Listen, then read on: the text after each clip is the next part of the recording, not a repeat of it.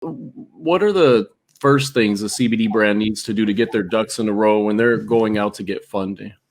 So I also have a company called Acquisitionpreneur. Our business model, and our business model is to buy businesses $1 to $5 million, add value, turn around and take them back to the open market to resell those companies to middle market, right? So 10 to 50 million.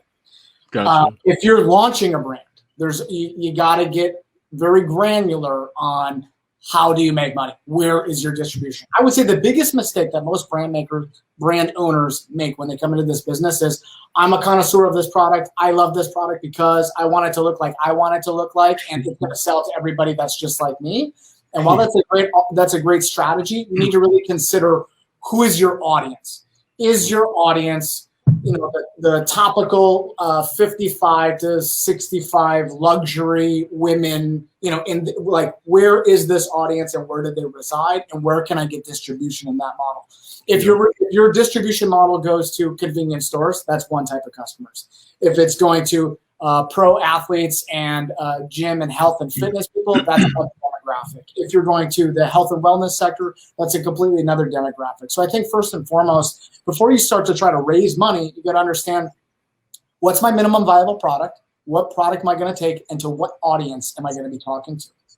I think it's very, very important to understand who you're talking to, because this is going to help us identify what traffic sources we can purchase, where we're going to put that to get the greatest ROI.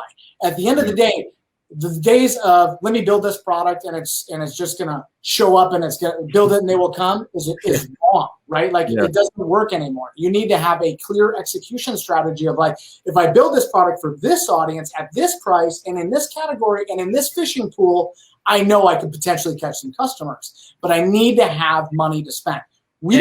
Sorry to interrupt you, but even still, you said potentially.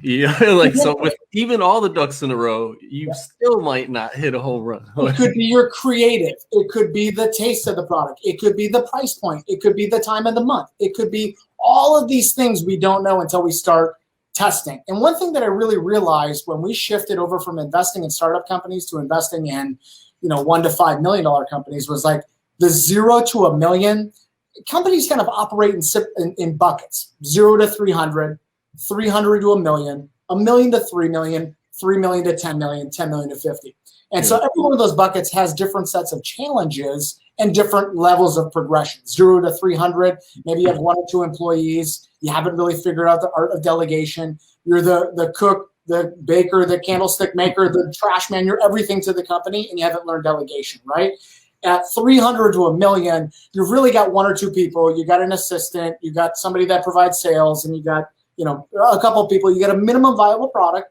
The customers like it, the market likes it, but you haven't done enough of it to really get all the analytics of how do I leverage up? How do I do more of what was working? And how do I get rid of the things that weren't?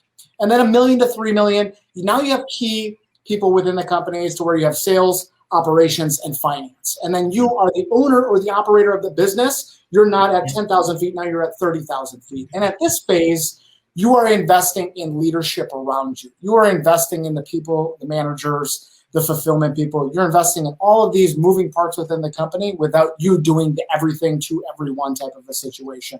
So your investment is really into your management. And then 3 to 10 million. Now it's a professionalization process of how do I get all the things Matt's good at within my company all down on a piece of paper in a 30-step process of his daily processes so that we can have a transferable asset so that we can sell this company at a later date.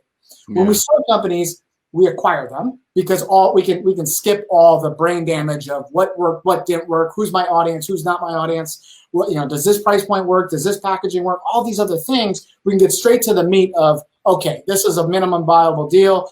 I already have a list of assets. I already have a list of customers that we sold stuff to over the last 2 years. I know I could buy this traffic asset or this Facebook group or this education publication and run traffic to it with my products and make money and skip all of this stuff, right? And so that's really the core focus of what we try to focus on.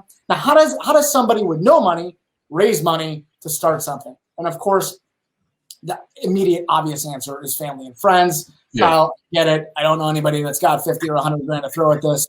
Dude, totally get it.